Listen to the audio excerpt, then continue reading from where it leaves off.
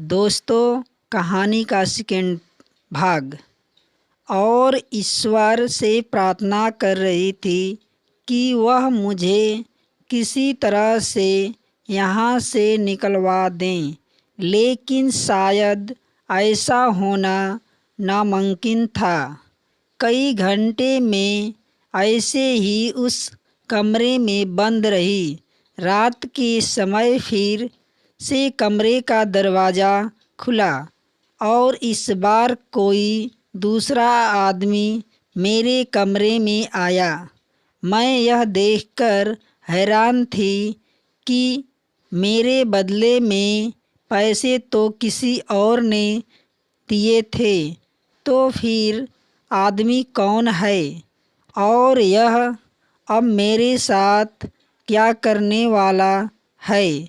उस आदमी ने मेरी तरफ हैवानियत भरी नज़रों से देखकर कमरे का दरवाज़ा अंदर से बंद कर लिया और फिर टेबल पर रखी हुई शराब की बोतल में से एक गिलास में शराब डाली और उसको एक ही सांस में पी गया। फिर उसने एक गिलास में और शराब डाली और वह शराब लेकर मेरे करीब और करीब आता चला गया। फिर वह मेरे पास आकर मुझे ज़बरदस्ती शराब पिलाने की कोशिश करने लगा।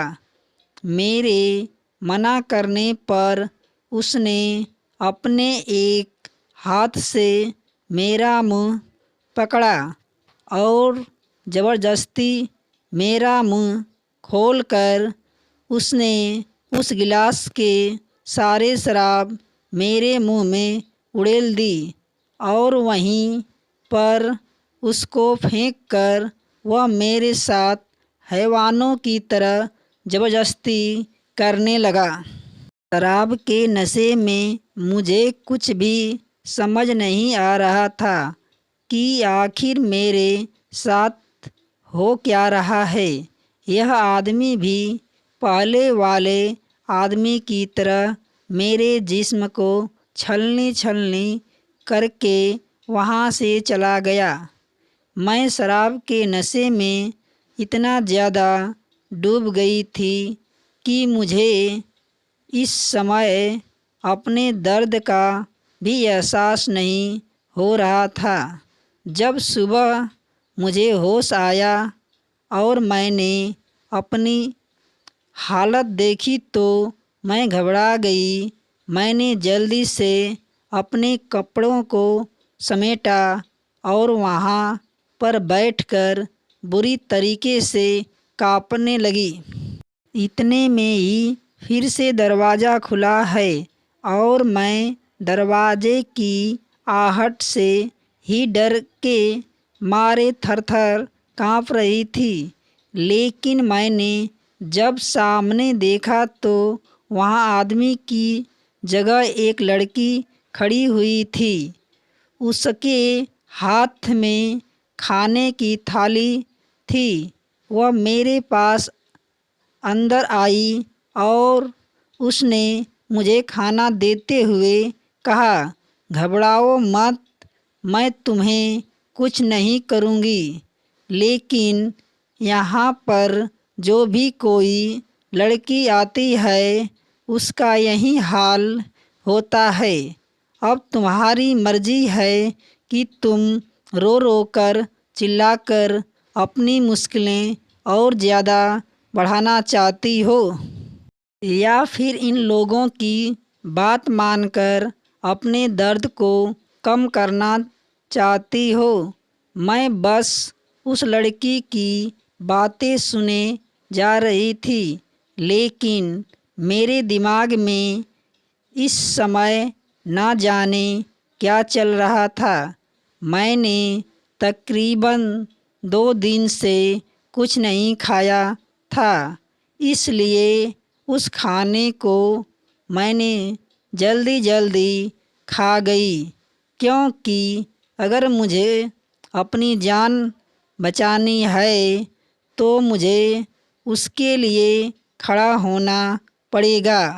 वह लड़की तो मुझे वहाँ से खाना देकर चली गई, लेकिन उसके जाने के बाद एक आदमी फिर से वहाँ पर आ गया।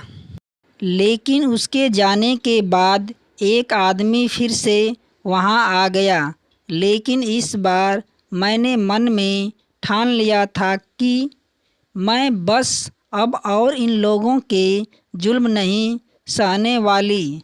जैसे ही वह आदमी कमरे के अंदर आता है तो मैंने पड़े हुए एक बड़े से गमले से उसके सर पर वार किया।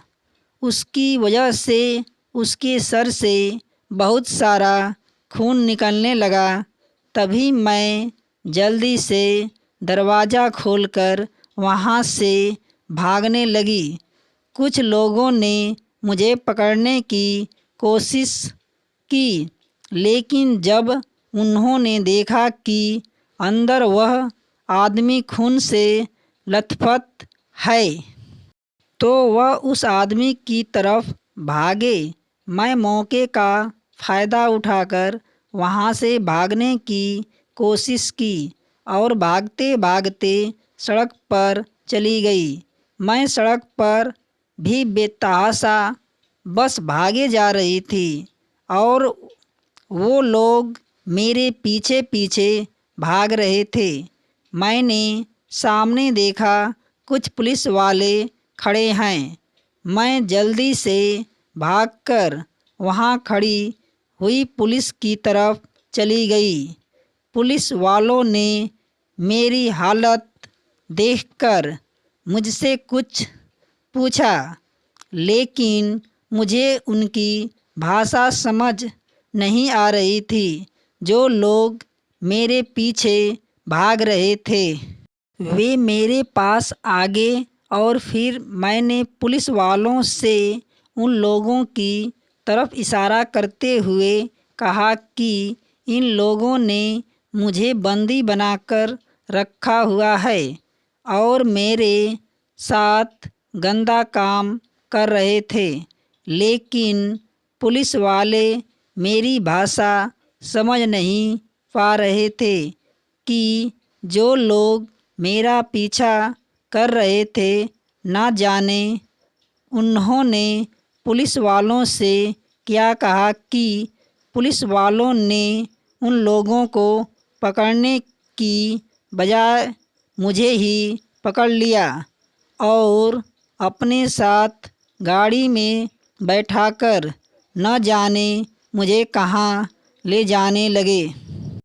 पहले तो मैं बहुत ज़्यादा घबराने लगी कि पता नहीं अब मेरे क्या होगा, लेकिन फिर मैंने सोचा कि चलो कम से कम मैं दरिंदों के हाथों से तो बची।